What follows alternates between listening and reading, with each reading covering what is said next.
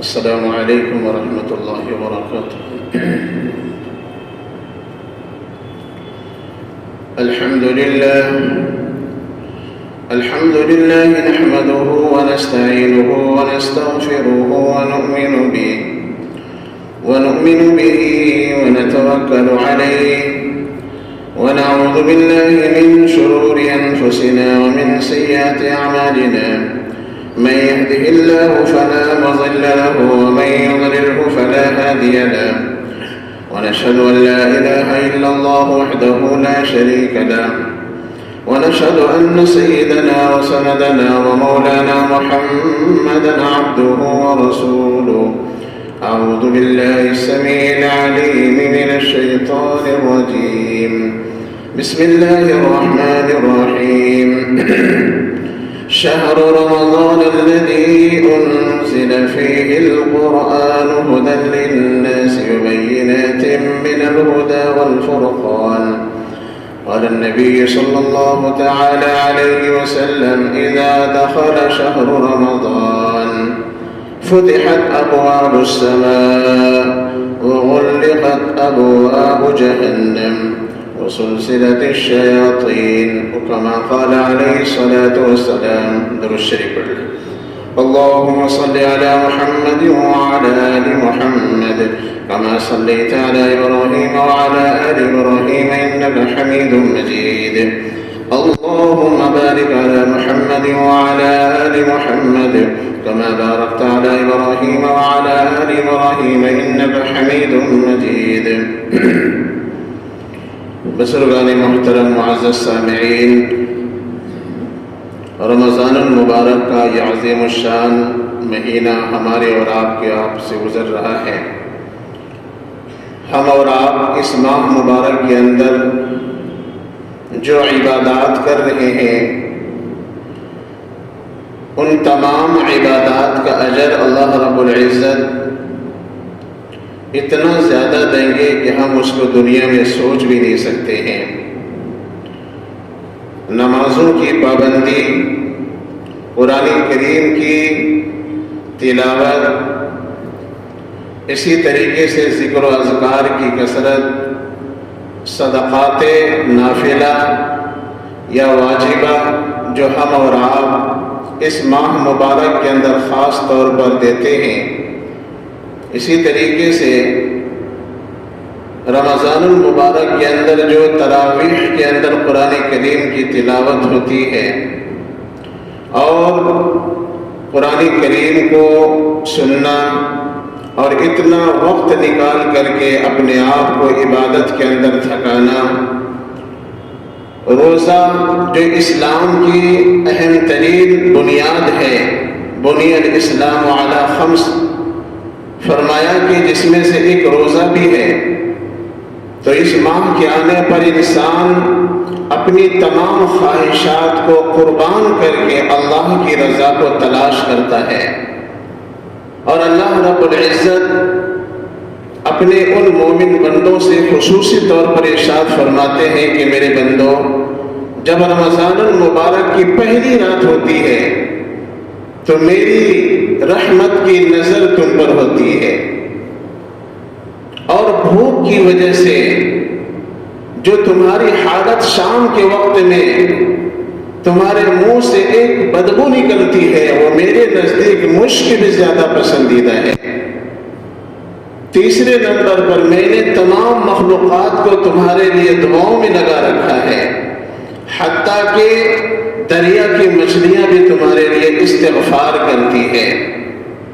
میں قربان جاؤں امام الانبیاء جناب محمد رسول اللہ صلی اللہ علیہ وسلم کے عظیم ترین نبی پر کہ کسی امت کو اللہ رب العزت نے ایسا نبی نہیں دیا اور کسی امت کو اللہ رب العزت نے ایسی فضیلت نہیں دی. ایک مہینے کا مسلسل روزہ کسی امت کو اس کائنات کے اندر نہیں ملی جب سے اللہ رب العزت نے اس دنیا کو بنایا ہے. سن 2 ہجری میں رمضان المبارک کا روزہ فرض ہوا.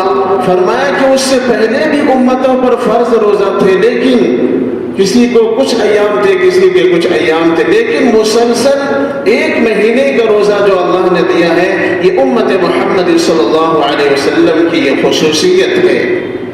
میرے محترم بزرگ اور دوستو، جہاں پر روزہ داروں کی فضیلت اور تلاوت قرآن کی فضیلت اور روزے کے اندر لایانی چیزوں سے بچنے کی فضیلت ہے، میرے محترم بزرگ اور دوستو، اگر واقعی روزوں کے حق کو ادا کر کے ہم رب کے پاس جائیں گے تو ہمارے لیے اور آپ کے لیے اور ان خصوصی روزہ داروں کے لیے جنہوں نے اللہ کے لیے کھانا پینا، بیوی سے ملنا اور لایانی کاموں سے اپنے آپ کو بچا کر کے انہوں نے رب کی رضا کو تلاش کیا ہوگا، وہ مرنے کے بعد اسے جنت میں جانے سے کوئی نہیں روک سکتا، چونکہ اللہ رب العزت نے خود فرمایا ہے کہ ہم نے رمضان المبارک کے اندر روزہ رکھنے والوں کے لیے ہم نے جنت کا ایک خاص دروازہ کو بنا رکھا ہے جس کا نام باب ریان ہے۔ ان تمام دروازوں سے صائمین جائیں گے، صائمات جائیں گے،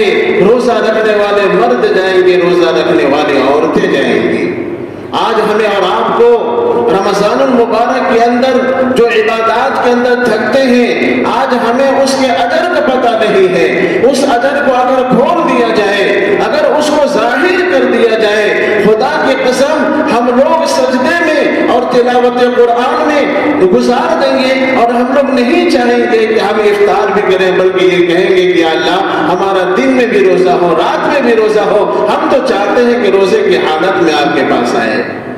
امام الانبیاء جناب رسول اللہ صلی اللہ علیہ وسلم کی آمد سے پہلے امت کے اندر جو روزوں کا مسئلہ تھا وہ بڑا خطرناک تھا، وہ بڑا خطرناک تھا کہ آدمی جب صبح کے وقت سے لے کر کے شام تک روزہ رکھتا تو روزہ رکھنے کی حالت میں جب افطار کا وقت ہوتا تو لوگوں کو اگر کچھ کھانے پینے کی چیزیں مل جاتی تو وہ افطار کر لیتے، ورنہ اس کے لیے تلاش کیا جاتا کہ بھئی کھانے پینے کی کوئی چیز کہیں سے لائی جائے۔ بخاری شریف کے اندر ایک روایت حضرت قیس بن سرما رضی اللہ تعالیٰ عنہ کا منقول ہے، فرمایا کہ آپ بہت زیادہ کھیتوں میں کام کر کر کے پریشان ہو چکے تھے، روزے کی حالت میں تھے، آپ جب روزے کی حالت سے کام کر کے آئے گھر میں، شام ہوئی، افطار کا وقت ہوا، بیوی سے کہا کچھ کھانے پینے کی چیزیں ہیں، تو فرمایا کہ اس وقت میں ابھی نہیں ہے، میں پڑوس سے لا کر دیتی ہوں اور آپ اس کے بعد افطار کر لینا۔ حضرت قیس بن سرما رضی اللہ تعالی عنہ ابھی تھوڑی دیر ہوئی تھی گھر میں آئے ہوئے، تب دیوار سے ٹیک لگائی، نیند آ گئی، اور اس امت کے اندر یہ معاملہ تھا، یعنی کہ اس روزے کی فرضیت سے پہلے کہ اگر کوئی شخص جاگا ہوا ہے تو اس کا روزہ ہے، اور اگر جیسے ہی وہ افطار کا وقت، اگر افطاری کے وقت میں افطار کر لیا تو ٹھیک ہے، اور اگر پھر اس کے بعد اگر نیند آ گئی اس نے افطار نہیں کیا تو دوسرا روزہ شروع ہو جاتا تھا۔ بیوی سے ملنا منع تھا، ہم نہیں مل سکتے تھے۔ اس وقت کے لوگوں کا یہ حکم تھا کہ رات میں بھی سونے کے بعد چونکہ روزہ شروع ہو گیا تو روزے کی حالت میں جمع منع ہے، چنانچہ امت حرج کے اندر مبتلا ہو گئی۔ آپ صلی اللہ علیہ وسلم کے پاس یہ خبر آئی کہ اس طریقے سے حالات آئے ہیں۔ حضرت قیس بن سرما رضی اللہ تعالیٰ عنہ کا دوسرا روزہ شروع ہو گیا۔ بیوی جب لے کر کے سامان لائی کھانے پینے کی، دیکھا کہ آپ تو سو چکے ہیں تو آپ سمجھ گئے اب تو روزہ دوسرا شروع ہو گیا ہے، چنانچہ دوسرے دن بھی روزہ رہے، کھیت پر گئے، بے ہوشی کی حالت ہو گئی۔ یہ خبر آپ صلی اللہ علیہ وسلم کے پاس پہنچی کہ اللہ کے رسول صلی اللہ علیہ وسلم قیس بن سرما کی حالت صحیح نہیں ہے۔ کہا کیا ہوا؟ کہا کہ وہ روزے سے تھے، رات وہ شام میں گھر آئے، افطار کے وقت میں کچھ بھی نہیں ملا کھانے کو، اتنے میں ان کو نیند آ گئی، دوسرا روزہ شروع ہو گیا، رات بھر روزہ، ادھر دن بھر روزہ، پھر دوسرا دن انہوں نے روزہ رکھا۔ اب ان کی حالت بہت زیادہ بدتر ہو گئی ہے، ان کی بے ہوشی کی حالت ہو گئی ہے۔ میں قربان جاؤں امام الانبیاء جناب رسول اللہ صلی اللہ علیہ وسلم پہ آزاد اطہر پر اللہ تعالیٰ نے قرآن اتارا، احل لکم لیلۃ الصیام الرفث الی نسائکم ہن لباس لکم وانتم لباس لہن۔ اس کے بعد یہ پوری کی پوری آیت کریمہ نازل ہوئی، فرمایا اس کے بعد سے اللہ تبارک و تعالیٰ نے حکم ہی تبدیل کر دیا، اور اس امت کو اللہ رب العزت نے فرمایا کہ صبح سے لے کر کے شام تک آپ روزہ رہو، جب افطار کا وقت ہو جائے تو افطار کر لو، اور افطار سے لے کر کے سحر تک کھاؤ पियो, बीवी से मिलो, ये तुम्हारे लिए जायज करार दे दिया गया। अब तुम पर से ये तमाम के तमाम अहकाम हटा लिए गए। ये कितनी बड़ी खैर की बात है मेरे मोहतरम बुजुर्गों दोस्तों। तो हम लोग जिस महीने से गुजर रहे हैं, ये बड़ा ऊंचा महीना है, और ये पूरे महीने का रोजा किसी उम्मत को अल्लाह ने नहीं दिया, ये वाहिद उम्मत है। हमें और आपको पता नहीं है, इस माह मुबारक के अंदर हर फर्ज का दर्जा अल्लाह रब्बुल इज्जत ने 70 फराइज के बराबर कर दिया। 1 2 नहीं, 10 नहीं, 20 नहीं, 30 नहीं, बल्कि 70 गुना जब बढ़ा दिया अल्लाह रब्बुल इज्जत ने हमारे और आपके फर्ज नमाज के सवाब को। ये जो हम फजर पढ़ते हैं, ज़ोहर पढ़ते हैं, असर पढ़ते हैं, मगरिब पढ़ते हैं, इशा पढ़ते हैं, इन तमाम नमाजों को 27 से बढ़ा करके कितना कर दिया अल्लाह ने? 70 कर दिया। अब इसका गुनाह लगा लेंगे कितने रोजाना हम लोग सवाब हासिल कर रहे हैं। हम सब के नाम आमाल को अल्लाह रब्बुल इज्जत ने बिल्कुल भर दिया है। मेरे मोहतरम बुजुर्गों और दोस्तों, ये रमजान आता ही है इसलिए कि बंदों की बख्शिश कर दी जाए। लेकिन मेरे मोहतरम बुजुर्गों दोस्तों, बहुत सारे कोताही कर जाते हैं कि रोजे के अंदर सब्र नहीं कर पाते, रोजे की हालत में वो उसकी हालत गैर हो जाती है, रोजे से डर करके वो इफ्तार करना शुरू कर देते हैं। मेरे मोहतरम बुजुर्गों दोस्तों, शहरुस सब्र कहा है इस महीने को कि अगर रोजा रखने में तुम्हें कोई तकलीफ हो जाए तो सब्र का मामला करना, सब्र करना। सब्र का बदला जन्नत है, और सब्र करने वालों के साथ अल्लाह की मदद होती है।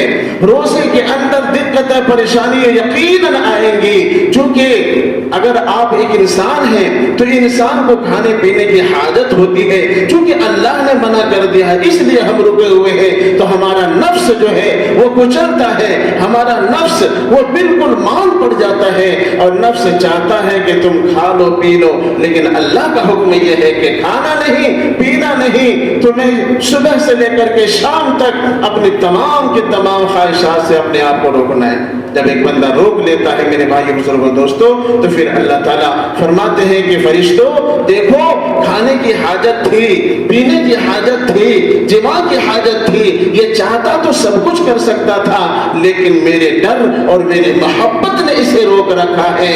देखो फरिश्ते, तुम्हारे अमल से भी मेरे बंदों का अमल बढ़ता जा रहा है। फरिश्तों के अमल से भी बंदों का अमल बढ़ जाता है जब अल्लाह रब्बुल इज्जत के अहकाम को, अल्लाह रब्बुल इज्जत के हुक्मों को हम पूरा करते हैं। मेरे भाइयों बुजुर्गों दोस्तों, इसलिए रोजा रखने में अगर परेशानियां आए तो अल्लाह की तरफ ध्यान करके सब्र का मामला करना कि अल्लाह ने हुक्म दिया है भूखा रहने का, इंशाअल्लाह हम रहेंगे, गुनाह से बचने का हम रहेंगे, जुबान से लायानी बातों को निकालने का हम नहीं निकालेंगे, हाथ का भी रोजा रखेंगे, आंखों का भी रोजा रखेंगे, तमाम आज़ा का रोजा रखेंगे, और अल्लाह को यही मकसूद है। हदीस पाक के अंदर इमाम मुस्लिम रहमतुल्लाह अलैह ने एक रिवायत है कि अगर कोई शख्स रोजा है और उसने झूठ से अपने आप को नहीं बचाया, गीबत से नहीं बचाया, चुगली से नहीं बचाया, तो फरमाया कि ऐसे भूखे रहने वालों की मुझे जरूरत नहीं। रोजा है लेकिन फिर भी वो लायानी काम में पड़ा हुआ है, तो आप सल्लल्लाहु अलैहि वसल्लम ने क्या फरमाया? ऐसे भूखे रहने से कोई फायदा नहीं है। यहां पर हम और आप सोचें कि हम वाकई रोजे के हुकूक अदा कर रहे हैं या नहीं कर रहे हैं। अगर कर रहे हैं अल्लाह का शुक्र अदा करें, कोई गलती हो रही है अल्लाह से तौबा कर ले, अल्लाह की रहमत के दरवाजे खुले हुए हैं। मेरे मोहतरम बुजुर्गों दोस्तों, इसलिए आप हजरात से मैं खुसूसी दरख्वास्त यही करूंगा कि रोजे को जो अल्लाह ने दिया है हमें और आपको ये महीना, इसकी अल्लाह ताला हमें कदर करने की तौफीक दे दे। उन लोगों की तरह हम लोग नहीं बनना है कि जो एक दिन रोजा रख लिया बाकी छोड़ दिया, 10 दिन रख लिया छोड़ दिया। नहीं, ऐसा नहीं करना। पूरा एक महीना फर्ज है तो एक महीना रहेंगे, इल्ला ये कि कोई शरई उज़र आ जाए तो वो अलग चीज है। कोई बीमार है, किसी को सफर में जाना है तो जाहिर सी बात है ये शरई उज़र है। अब बीमार आदमी तो रोजा रख नहीं सकता, सफर में जा रहा तो सफर में परेशानी होती है। और सफर क़ित्अतुम मिनन नार, हमारे नबी सल्लल्लाहु अलैहि वसल्लम ने फरमाया कि सफर जो जहन्नुम का एक टुकड़ा है, आदमी को परेशानी होती है तो बाद में वो रोजा रख लेगा। अगर कोई बीमारी की वजह से रोजा नहीं रख सका तो वो बाद में रख लेगा। अगर कोई सफर की वजह से रोजा छूट जाता है बाद में रख लेगा। अल्लाह ने तो ये सहूलत दी है अपने बंदों को। ये नहीं कहा कि नहीं जिस हाल में भी हो तुमको रोजा रखना है। اللہ نے فرض تو کیا ہے لیکن رعایت کی ہے بندوں کی. ان کی پریشانیوں کو اللہ رب العزت نے پہلے دیکھا ہے کہ اگر میرے بندوں کو کوئی دقت ہے تو وہ روزہ نہ رکھے. اسی لیے میرے بھائی بزرگ دوستو، اللہ اپنے بندوں سے کتنی محبت فرماتے ہیں. آپ صلی اللہ علیہ وسلم نے فرمایا کہ اگر کوئی شخص روزے کی حالت میں ہے، روزہ ہے اور اس کو پتا ہے کہ میں روزہ ہوں، اور اس نے جان بوجھ کر کے روزہ توڑ دیا. ایک شخص پتا ہے اس کو کہ میرا روزہ ہے اور اس نے جان بوجھ کر کے روزہ توڑ دیا، کیا وعید ہے آپ صلی اللہ علیہ وسلم کی طرف سے؟ آپ صلی اللہ علیہ وسلم نے فرمایا تو وہ 60 دن کا روزہ رکھے. 60 دن کا روزہ رکھے لگاتار. اگر بیچ میں ایک بھی روزہ چھوڑ گیا تو پھر دوبارہ سے شروع کرے گنتی وہ. دوسرے نمبر پر فرمایا کہ 60 مسکینوں کو کھانا کھلائے، اگر اتنی بھی طاقت نہیں ہے تو 60 مسکینوں کو کھانا کھلائے. اور تیسرے نمبر فرمایا کہ غلام کو آزاد کرے. اتنی بڑی سخت ہے، اتنی بڑی سختی ہے روزہ جان بوجھ کر کے چھوڑنے والوں کے لیے. اور فرمایا کہ پوری زندگی بھی اگر روزہ رکھے گا نا تو بھی اس کا حق ادا نہیں ہو سکتا ہے. کرتے رہو، تم روزہ رکھتے رہو، لیکن وہ بات نہیں آئے گی. لیکن آپ صلی اللہ علیہ وسلم نے اپنی امت پر، اپنی امت سے کتنی محبت کی ہے. آپ صلی اللہ علیہ وسلم نے فرمایا کہ اگر کسی شخص نے بھول سے کھا پی لیا، روزہ تھا لیکن اس کو پتہ ہی نہیں چلا، اس نے کھا پی لیا، پیٹ بھر کے کھا لیا، پھر اچانک یاد آئے اوہ میرا تو روزہ تھا، اب میں کیا کروں؟ تو اللہ کی طرف سے اعلان ہے، آپ صلی اللہ علیہ وسلم کی طرف سے یہی ہے کہ اگر بھول سے ایسا ہوا ہے تو کھانا پینا یہ اللہ کی طرف سے ہے. اللہ جس کو چاہتے ہیں کھلاتے ہیں، جس کو چاہتے ہیں پلاتے ہیں. روزہ اس کا پورا ہو جائے گا. اس کے بعد وہ کھائے پیے نا یاد آنے کے بعد. میرے بھائی بزرگوں دوستو، تو ایک مہینے کا جو روزہ ہے وہ پورے انشاءاللہ پورے رمضان کا روزہ ہم سب رکھیں گے. اور جو تراویح کا مسئلہ چل رہا ہے، انشاءاللہ تراویح چونکہ پورے رمضان ہے، 300 دن تراویح ہے، 300 راتیں تراویح ہے. فرمایا کہ یہ پورا مہینہ جو رمضان کا روزہ ہے اس کے ساتھ میں اللہ نے قرآن کے پڑھنے پڑھانے کا بھی رکھ دیا ہے کہ جس طرح پورے رمضان کا روزہ ہے تراویح بھی پورے رمضان ہے. یہ الگ بات ہے کہ قرآن کریم کہیں پر 10 میں، کہیں پر 15 میں، کہیں پر 23 میں، کہیں پر 25 میں پوری ہو جا رہے ہیں، تو قرآن پورا ہو رہا ہے، تراویح پوری نہیں ہو رہی ہے. اس لیے وہ حضرات جو کم دنوں میں سنتے ہیں اور اس کے بعد تراویح چھوڑ دیتے ہیں وہ اس وعید کے اندر داخل نہ ہو کہ آپ صلی اللہ علیہ وسلم نے فرمایا کہ جس نے یہ سوچ لیا کہ بس 10 کے بعد اب تراویح نہیں ہے، گویا کہ شریعت کے اندر اس نے بدعت کا کام شروع کر دیا. میرے بھائی بزرگوں دوستو، یہ ہوگی اب اس کے لیے سہولت کہ کہیں پر کم دنوں میں اگر اس نے پڑھ لیا ہے، قرآن کریم سن لیا ہے، تراویح تو پوری نہیں ہوئی، قرآن پورا ہوا ہے، تو باقی دنوں میں وہ جہاں چاہیں گے وہاں پڑھ لیں گے. ایک اور کمی کیا ہے کہ رمضان المبارک کے اندر جب تراویح کہ 10 دنوں کے اندر یا 5 دنوں کے اندر تو ماشاءاللہ لوگوں کی تعداد بہت ہوتی ہے، لیکن دھیرے دھیرے کم ہو کر کے بہت زیادہ کم ہو جاتے ہیں. یہ اچھی بات نہیں ہے. اللہ تو ہمیں اور آپ کو بہت کچھ دینا چاہتا ہے، ہم لوگ لینا ہی نہیں چاہتے ہیں. اگر 1 گھنٹے کے لیے اللہ کے لیے ہم نے وقت نکال لیا تو کیا ہم نے اپنے اوپر ظلم کر لیا؟ یہ تو اللہ کی طرف سے ہے، یہ تو حکم کو پورا کر رہے ہیں. تو وہ شخص بتائیں کیسے کامیاب ہو سکتے اس ماہ مبارک کے اندر جو 10 دن تراویح پڑھ لے اور اس کے بعد رمضان بھی نہ رکھے، تراویح بھی چھوڑ رہے ہیں اور روزے کی بھی پرواہ نہیں کر رہے ہیں، فرض نماز کے لیے بھی وہ رہ جاتے ہیں. یہ سستی غفلت میرے بھائی بزرگوں دوستوں اگر کوئی اس ماہ مبارک کے اندر کرتے ہیں تو اسے توبہ کرنے کی ضرورت ہے اور اپنے اوپر یہ سمجھیں کہ میرے اوپر 1 مہینے کا روزہ فرض ہے تو ہم 1 مہینے پورے رکھیں گے. قرآن کریم تراویح کے اندر پورے مہینے پڑھنے کا حکم ہے تو پورے مہینے ہم سنیں گے، پڑھیں گے تو انشاءاللہ اس کا بڑا فائدہ ہوگا. ایک تراویح کی رکعت پر اللہ اکبر 1500 نے کیا ہے، ایک سجدے پر، ایک سجدے پر. اور اگر کوئی چھوڑ دیتا ہے تراویح کی نماز تو بتاؤ کتنا بڑا ظلم کر رہا ہے، وہ اپنے اوپر کتنا بڑا بوجھ لے رہا ہے.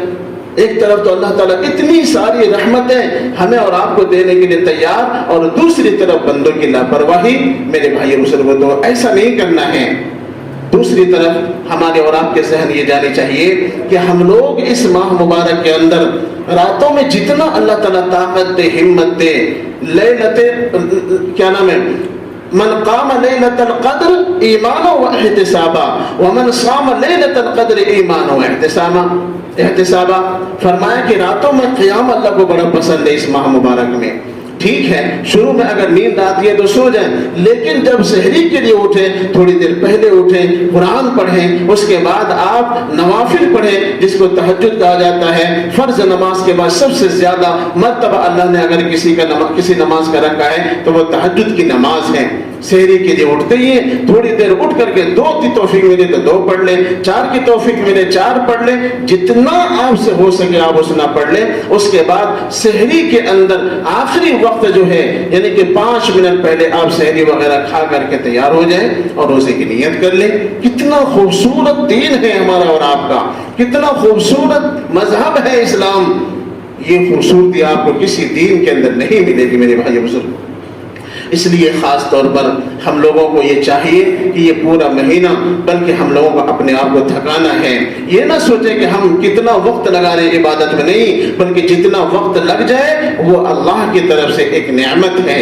یہ زندگی ہمیشہ نہیں رہنے والی ہے، ہمیں اور آپ کو ایک دن جانا ہے اس دنیا کو چھوڑ کر کے.